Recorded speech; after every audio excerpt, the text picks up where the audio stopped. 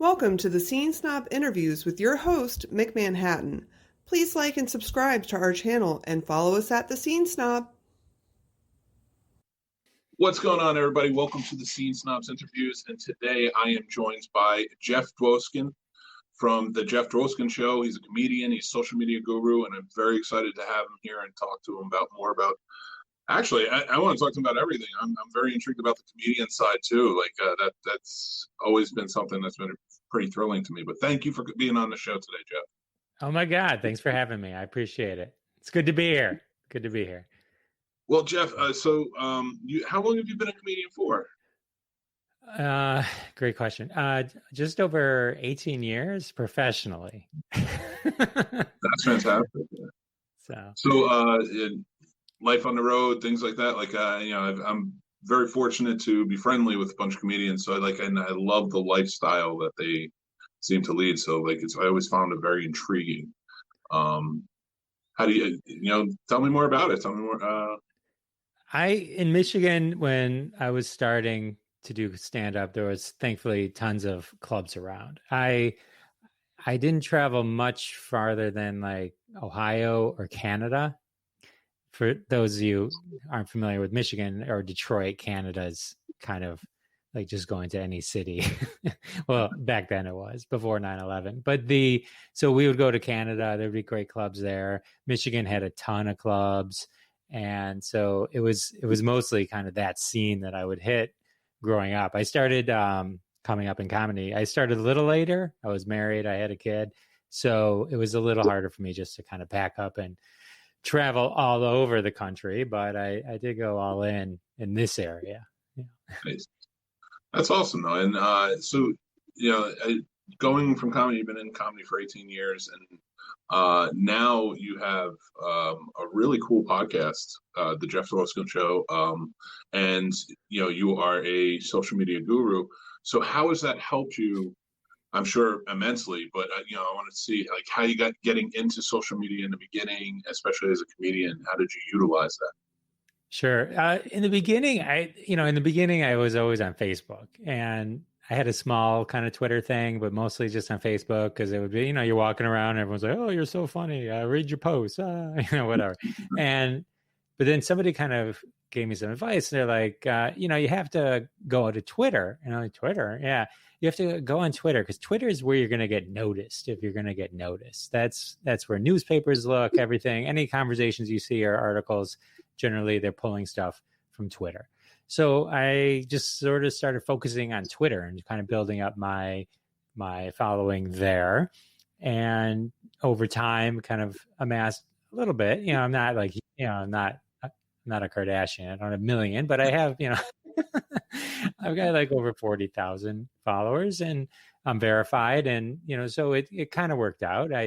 As I was tweeting, I'd end up in BuzzFeed. I'd end up in this magazine. I'd end up on Good Morning America, the Today Show. All these people, all these different newscasts that I'd find, reading my tweets and all that kind of stuff.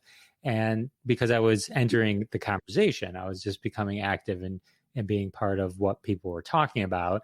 And because I was a comedian, I was able to, write things well. Because really, if you're going to read something online, especially when it was only 140 characters, it's got to be pretty concise and quick and easy to read. It's got to be readable. A lot of things don't translate necessarily if I just read it to you. Sometimes you have to see the image they put with it or something like that.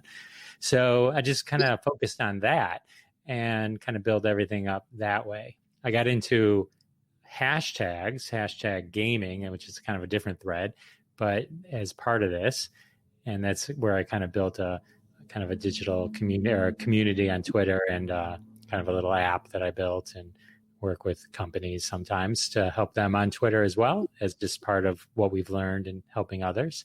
So, yeah. Oh, very cool. And that's hashtag Stampede, correct? Hashtag Roundup on Twitter is sort of our consumer day-to-day thing. Hashtag Stampede is a technology that we built that works on Reddit and Twitter that helps when brands are engaging with people. It can automatically send them tweets to microsites so that they can convert those anonymous people on Twitter or Reddit to opt-ins or known, or get them to do some kind of call to action or make a purchase or something like that. Nice. Okay, so very cool. I noticed that's the entrepreneurial side and really getting into it. And that's awesome. I mean, that's fantastic. And it's great that you utilize it that way, especially for your career. And right now, how long have you been doing the podcast? I just started the podcast in late May. I mean, I first wanted to in 2017, but I procrastinated. If that encourages anyone out there thinking about it, I finally did it after 3 years. But yeah, and with the stand-up comedian stuff kind of not really happening as much anymore with the COVID shutdowns, I sort of just turned it to podcasting and sort of as a creative outlet. And so that's how I came up with, the Jeff Dwoskin Show. And I talk to comedians and actors and, just people that I find interesting, with hopes that others find it interesting too. And, just let them tell their stories, which I find fascinating. So. Yeah, that's great. And I've listened to a few episodes, and I didn't realize that it started in May. It seemed you very natural when you talk. So like it feels like you've been doing this a lot longer, if you will. I mean that as a compliment. Well, thank you. I mean, yeah, it's the years and years of being on stage and just being comfortable, kind of going for it. So, yeah, you can talk to a club full of people. I'm sure it definitely helps to be able to just be one-on-one, and it's probably a nice reprieve a bit sometimes too. I bet, just to be able to. Absolutely. So how so going through this, like wow, I mean you've got kind of your hands everywhere doing things, and that's amazing. So like how do you keep it together? How do you keep this? It sounds like a really busy life, especially with having a family and such. Well, I do my interviews at a certain time of the day. I edit at night. I record the episodes on the weekend, and then I do everything else during the normal 40-hour week that normal people would do. Some weeks are easier than others, and so it's just kind of like, they're all kind of passion projects. If you love what you're doing, it's not really work. So it's like, it's just a matter of just doing it. And, Jerry, my with the hashtag Roundup stuff, my wife and I work on that. She helps kind of manage the app and the community. And so there's that. And then lately the podcast is my thing. And she's always like, "You're talking about the podcast again?" So it's like, well, it's always you and the podcast, It's like, guess who I just got as a guest, all that kind of fun stuff. So, but she's kind of enjoyed, like when I interviewed Larry Hankin, Mr. Heckles from Friends, right? And so my wife is like an avid Friends, like she's obsessed. Like we have to watch Friends every night before we go to bed, right? And so she just loves. So she's like, "You're interviewing Mr. Heckles?" I'm like, "Yeah." And so he was really cool. After the interview, he called me, and then I put her on the phone with him, and she totally fangirled and kind of just lost it a little bit. And like he did a little bit with her, and it was fun. He was really cool, but that was extra fun for her. So, just to kind of meet someone from that world, I mean, that's, for us, it's every day. We're talking to people all the time, it's all cool. It is though, and it's definitely fun when you're there and you can witness something like that, for sure, and be like, "Oh yeah, this is what they do." This is they're bringing smiles to people's faces all the time, just like you. So, I mean, it works out well. And so, how have you starting this in May, kind of going through COVID and everything, this whole quarantine apocalypse thing we got going on? What have you learned in those months of doing it? Like maybe, kind of change things up or like, I know everybody kind of takes a little time to find their footing. I'm going on a year doing this podcast next week. So, oh wow, congratulations. Thank you, sir. Appreciate it. But like, I've found like, you find a different voice as you go along, so how's that been working out for you? Like, is there certain ways you've been going about it? Yeah, I tend to, and I shouldn't do this, but I tend not to even listen to the older episodes. So it's like, I'm always carrying on with the idea of what I did. I know I have like certain things. I have like certain certain pieces that I put together. So like when I'm putting together an episode, I write out who's going to be the sponsor, who's going to be this, what's the intro, and then, what episode number is it? So I don't say the wrong episode. I always have this fear I'm going to be, welcome to episode 10. And it's like episode 30. I mean, it's like we have to then go back and re-edit it. So, and like, just all those kind of things. And then I try to always tie in a kind of a hashtag from hashtag roundup that's kind of relevant to either something I ramble on or something that came up during the interview, kind of find something that kind of ties to it. And then I read tweets from that hashtag on the show. So there's like certain pieces of the show that I have. And then I've been playing with the idea of like adding in shorter bits, like where I call a friend and do this thing, and maybe it's just a 2-minute thing, then I drop in, or something like that. So I'm kind of playing with it because you can kind of introduce something and then kind of, I do a thing called Crossing the Streams with a couple of friends of mine where we talk about shows that we have watched that we stream, right? And so streaming recommendations. So we've done a couple episodes of that. And then I was just like, maybe we should do like a 3-minute version of that. Then I could plop it into a bunch of different episodes versus just waiting every 6 weeks to do one, and it's not as relevant and all that kind of stuff. So those are the kind of things that I'm toying with to kind of do that. And in the beginning, I would like record someone, and then I would actually do 2 interviews with them at once because I didn't realize how quickly I was going to get people on the show. I've got like a backlog of interviews. Like I could do nothing but produce episodes right now, and I'd be good through the end of the year. You know what I mean? So it's like, so I would have them do like 2 episodes, and then, the second one would be, oh my God, how long has it been since you were here? You know what I mean? Because it would be like, I'd release them like, 6 weeks apart or something. And so, those things now I'm not doing anymore because I don't, God knows when I could even get the second one out, but, just taking each one at a time. But yeah, it is fun. It definitely more comfortable episode 21 than the first episode. I'm afraid to even listen to the first episode. I felt comfortable doing it, but I don't know that, what was in my head or anything like that. It was the first time. I did the first 3 episodes all at once because somebody told me that to be on Apple, you had to have 3 episodes. So I wanted to be on Apple right away because I didn't feel you could do a podcast and say you're not on Apple, So I did that. That was my plan, whether it was real or not. That's what I did. So. I think that was my biggest, like, going into it. Like, we weren't on Apple for like the first 6 months. What? Yeah, I know. I've been doing this for a long time with other podcasts and things like that, but Apple Podcast is so popular, and I didn't even think about it. Just because I was so like, got it just content driven, and I was doing everything through the site. And I was on, a bunch of the other platforms, and Apple kind of like went away.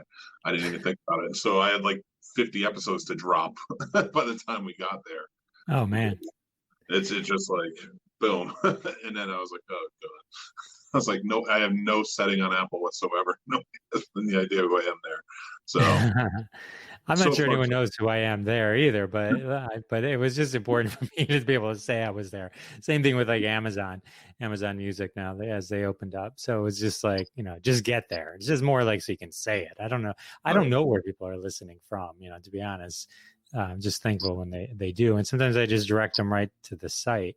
That's the problem. That's the only negative with podcasting. You don't know where to focus people. And when you tell them to go a million different places, I'm on Apple, I'm on Stitcher, I'm on Good Pods, I'm on this, I'm on that, I'm on this. It's like, they're like, I think you get deer in the headlights.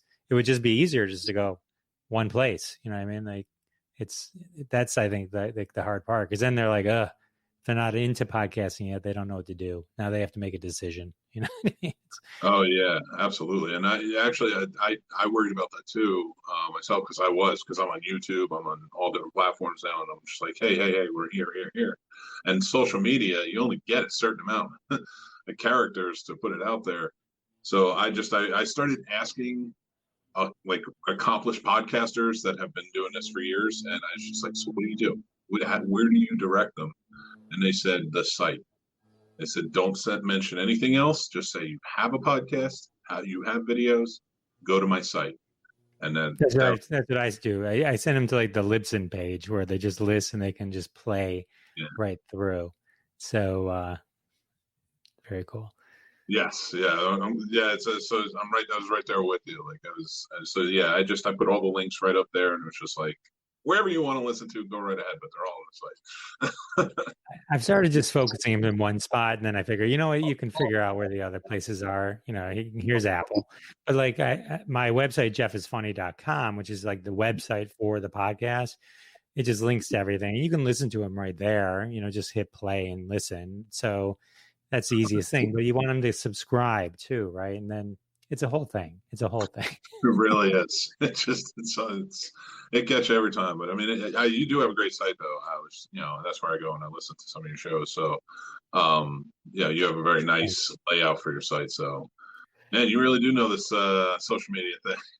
I just got lucky. I just get lucky, you know. I just So what introduced you? Like, I know you said you started with Facebook, and then with the app. Like, when did you figure out like, oh, hashtags is where it's at? Well, the mental jump I made was I was on Twitter and I found that it was a hashtag that I just stumbled on and I just started playing it. It was like, make a movie more Jewish or something like that. I'm Jewish. It's okay. And, and so I just started playing. I'm like, oh, this is fun. And then I kind of realized that there were people that did these a little bit here and there. And Comedy Central at the time had a show called At Midnight, and they would do hashtag challenges, and those were very popular. And so we started to kind of organize a community on Twitter and kind of do things more frequently, because the awesome thing about a hashtag, an example of a hashtag would be hashtag lose an argument in 4 words, or hashtag songs that describe 2020, anything like that. The idea is that we call them call and response. So it's when you read it, it's the premise of what you're going to need to talk about. And I found that the reason people stay off Twitter or any platform is they don't know what to talk about, right? So if you can join in a conversation that says, this is what we're talking about right now, use this hashtag and just put your own thing in, put as many as you want in, just keep tweeting. And then the cool thing about using hashtags in that way, anything trending or kind of viral at the moment, is when people search, they search on the hashtag. So if you only have 10 followers and I've got 1,000 followers and somebody else has whatever, but we don't even follow each other, but we're using the same hashtag in the same time frame, when I click on it, I'm going to see you. You're going to see me. You'll retweet me. I'll retweet you. We can follow each other. Oh, this guy's funny. Boom, boom, boom, boom, boom. So you start to build up this whole community and you get to meet new people. And then you find, oh, these people do this. This is what they do. They're constantly putting out this type of material. And so, it's just a good way to kind of find other people that like doing on Twitter what you do, like to be funny and have fun, and can focus on a particular conversation. It's less broad than a hashtag The Walking Dead or hashtag Grammys or something like that, right? And so that way, you with those type of things, you have to actually be watching or listening to that show to tweet along, because people are talking about something very specific that they're watching at that time. These type of things usually call on life experiences, just things that you have at your at the tip of your tongue. I run a game on Sundays, 1 p.m. Eastern, called Hash Fake Facts. And so it's basically just fake facts that people come up with, and so like it was like a couple of weeks ago, we did fake Muppet facts, and then we did fake dental hygiene facts, like anything like that. We've been doing it for like 5 years. And so it's a ton of fun to kind of get people just to tweet ridiculousness, there's nothing serious about it, so that's the whole idea. Now I have like a digital background, and I'm sorry, this thing keeps dinging. Can you hear that? No, it's not showing up on that. Okay, good. So what I found is when I have this digital background, and so I built an app because I was tired of like missing out on the games myself. I'd be in the real world and not always on Twitter, right? So I built an app called Hashtag Roundup as well, and it ties in with the @Hashtag Roundup. And just just anyone listening who wants to play along, the app is free. You can follow at hashtag Roundup. It's Google and iOS, you know, so you can play and you get a push notification to your phone when the game starts, right? So it says, hey, this hashtag is starting right now. And then you click on it and go to the app. You can copy the hashtag, jump over to Twitter, and then just start tweeting. And then you're part of it. And so, you know, it's that. We do it like that depends on the day, but every 90 minutes or so throughout the day, you know, over the 12, 15 hours, you know, that kind of thing. Some people sleep, some people keep going, but like, you know, whatever. And so, but it's a ton of fun. And, you know, I've met tons of really cool people doing it, you know, Twitter friends, you know, but, you know, you're kind of chatting, doing this thing, but it's a great way to just be involved, you know, and a good way to kind of build up your own social profile and just kind of get to know other people and kind of use the platform. Because the reason people don't like being on any social platform is they don't get likes or they don't get retweets or whatever the version of that shares on Facebook, you know, that kind of thing on Instagram. So this is just a great way, the way Twitter is structured, just to kind of make it work for you. And it takes time. It's not going to be your first tweet. You know, you got to put some time in and you got to be kind to others. The more you give, the more you get. You know, most people are selfish. They think, oh, I'm tweeting gold. Why aren't people coming to me? It's like, you gotta kind of like and retweet other people, you know, and then they come to you. Comics are the worst at that. You look at their timeline, it's all them, you know what I mean? So it's like, but I found like when you retweet others, that's part of what social media is sharing other people's things, not just having a billboard for yourself.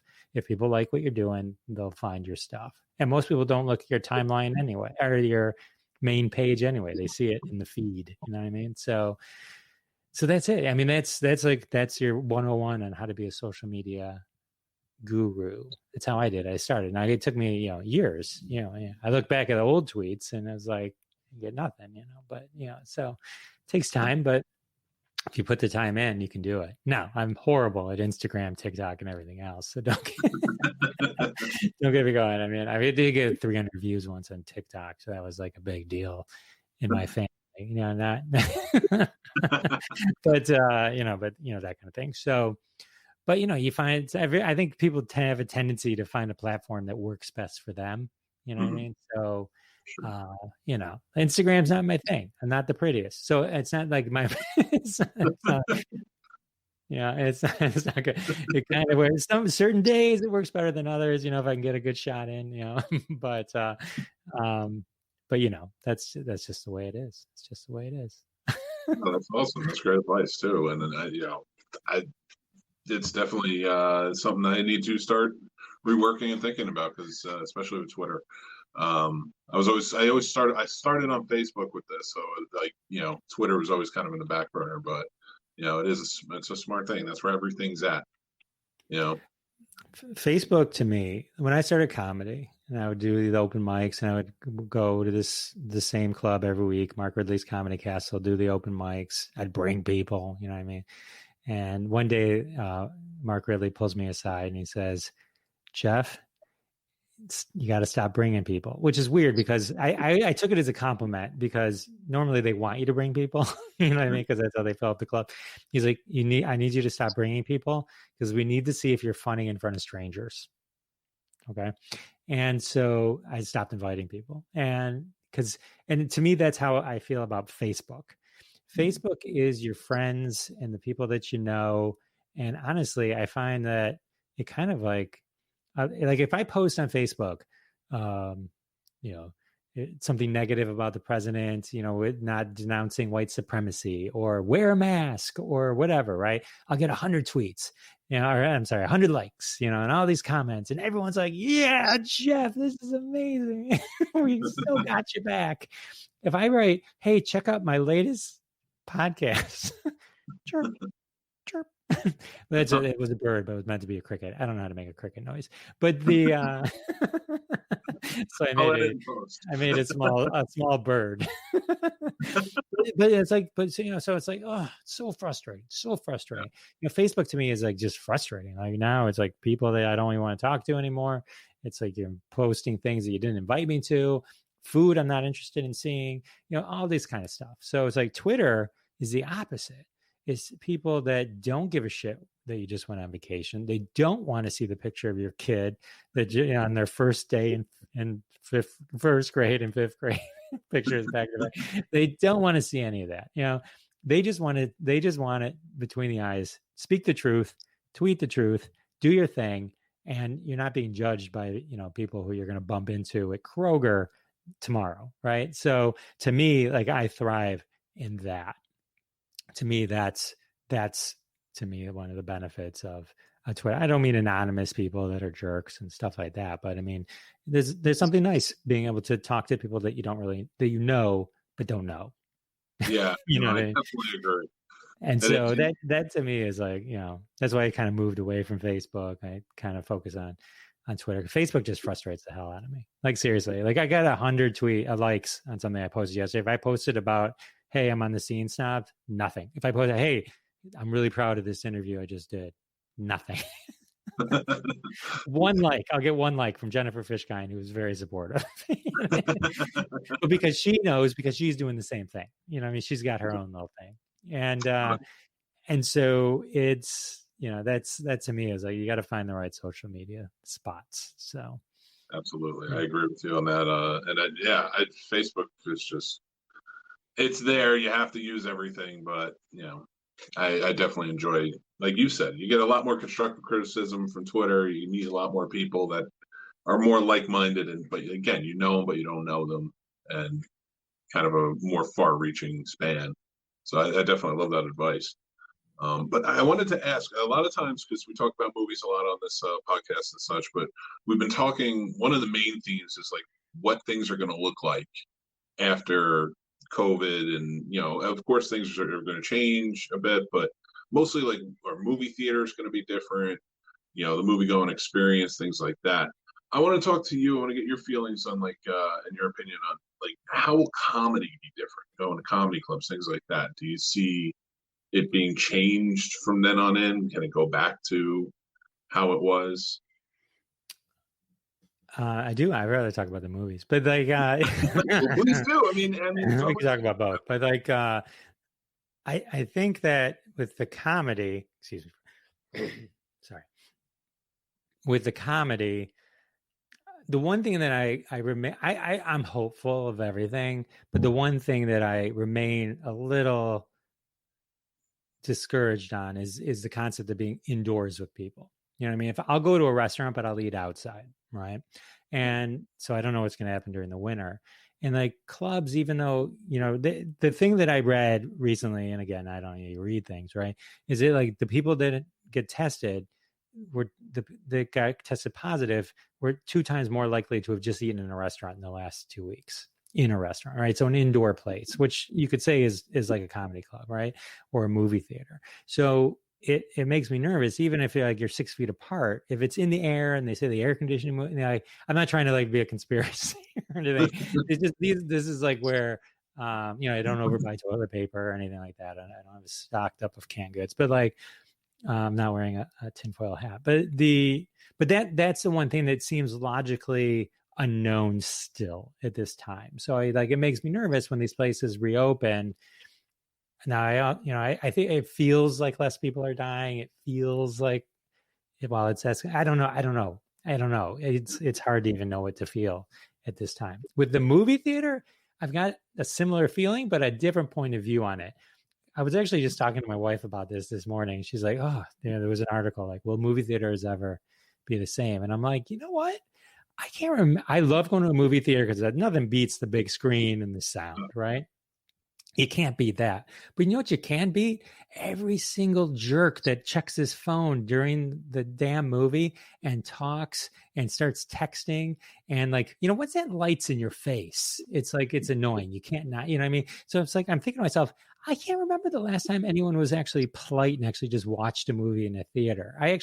It's discouraging to me to go to a theater, not for the human experience, not for the actual experience of the movie. I think you need to see the movies that way. Sometimes, that's the way movies are meant to be seen. But it's just like, I would be happy if they're like one person at a time. Like, perfect.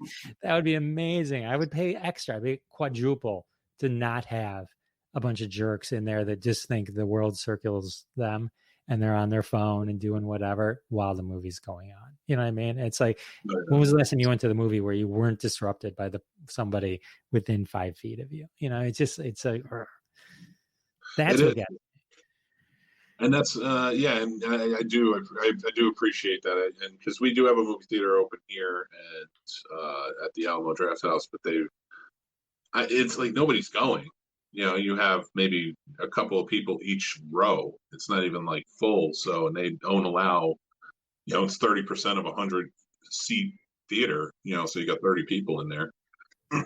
You're spread out pretty far, so it works out pretty well. But yeah, I mean, I do miss. Like, I miss going to comedy clubs. I miss going to the movies, like, and not having to worry about, oh man, yeah, I have to wear a mask or I have to do this. And I'm all for wearing the mask and being safe and being, trying to protect others with doing it. But yeah, it's such a different world, and it's not even, the year's not even over yet. No. I agree with everything you just said. I mean, there's nothing that beats those experiences. Even going to a restaurant, I feel bad. They're like, you can take your mask off when you sit down, but then the waiter has to come to you, right? And so it's like, them wearing the mask just protects us from them. It doesn't protect them from us. And so it's like, I always feel bad. I mean, when you eat, you got to take it off. Like, but the waiter can just stay away while you're eating. I just feel bad when they're there and you're having this back and forth, because in theory, you're potentially impacting their potential health. Then they're going table to table to table to table, then coming back to your table. And it's like, so I don't know what to think. I don't have the answers, but it's, but you have to live too. You know, you have to be as cautious as you can be cautious, but we have to live as well. So absolutely. But I will say one thing that I really enjoy that has come through this is the return of drive-in movie theaters. Yes. I haven't been to one, but they're in the area. I would love to go do that. I've never been to one. I don't think I've ever been to one. Oh, you gotta go to a drive-in. But it seems like it'd be amazing. I mean, you get all of listen, I'm not gonna lie to you. You go to a drive-in movie theater, you get all of those distractions and more of what you just said. but I feel like you're accepting that. Yes. It's like going to watch a movie at a campgrounds or something. It just, right.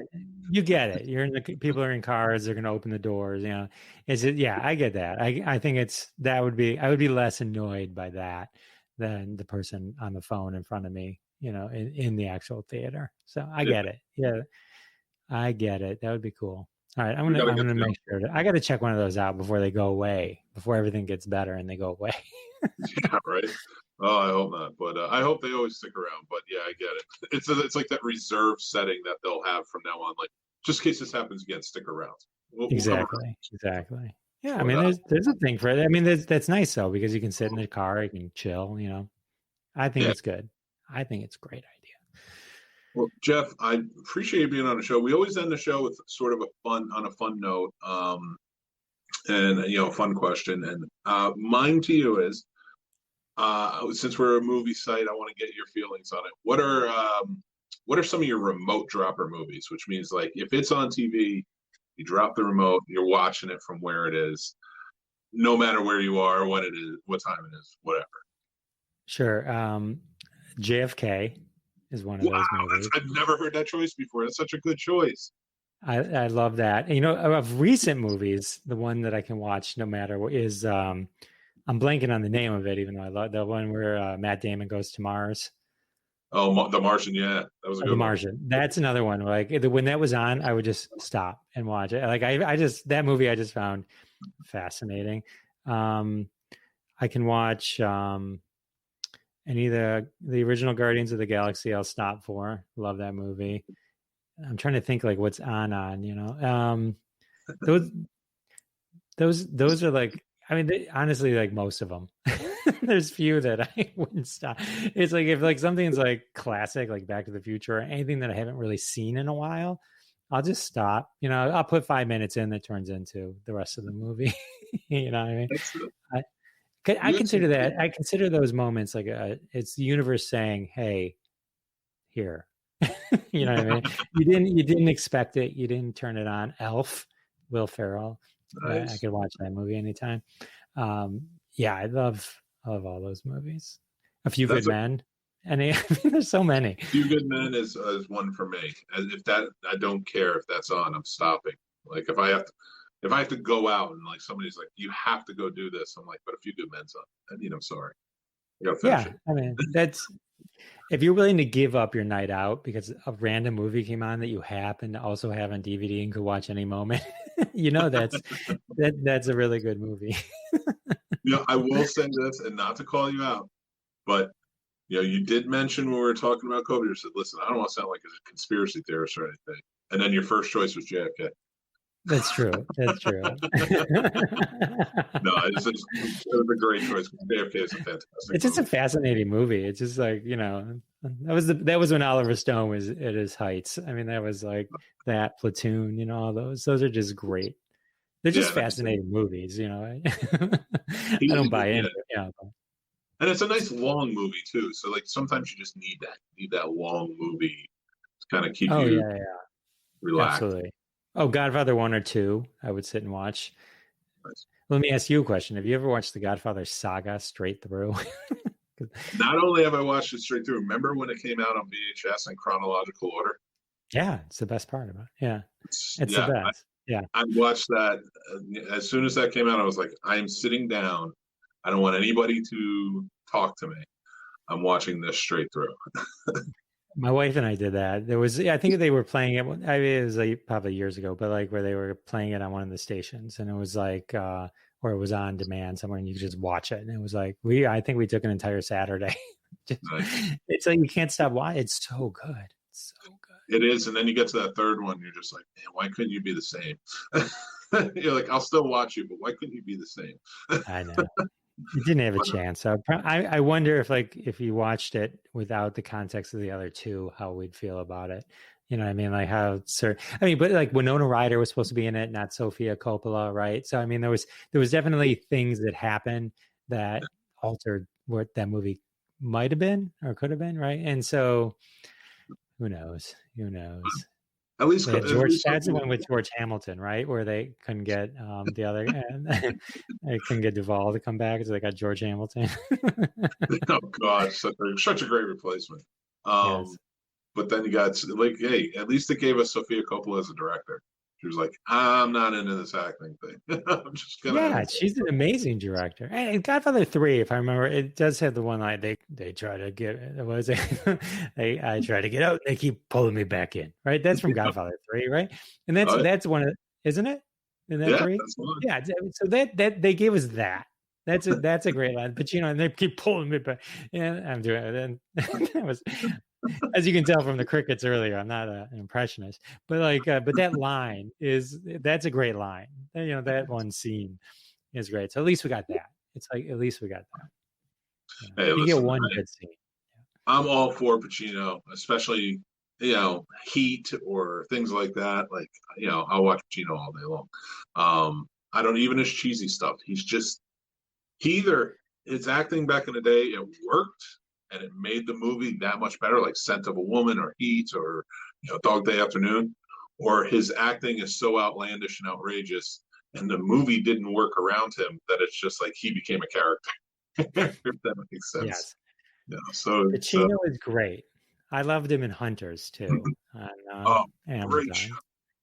Yeah, that show is fantastic. I can't say enough nice things about it, but yeah, I mean, this has been great, Jeff. Thank you so much for being on the show. I've had such a great time talking to you.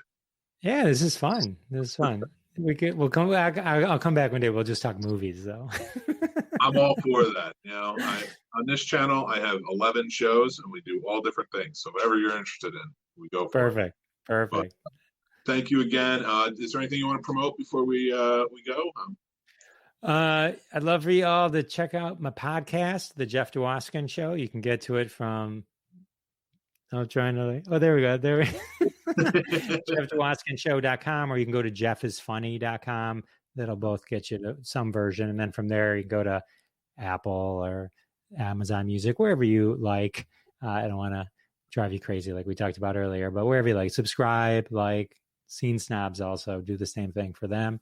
If you haven't, give us 5-star reviews, leave us comments. It helps all of our podcasts rise to the top. none of us are Kardashians. We need the help. We need the help, folks.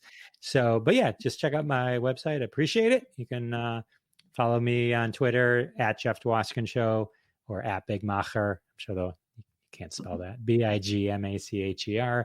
That's my personal Twitter. And yeah, say hi. So and all of that is going to be in the description below. So make sure you guys are following, are subscribing, everything that we beg you to do on the show all the time. So for both of us, please. But again, thank you to my guest, Jeff. I really appreciate it. You have a great show. Everybody should check it out. It's so funny. I wish I was that funny, but I'm just pretty much straightforward. So it works out for me. I surround myself around funny people.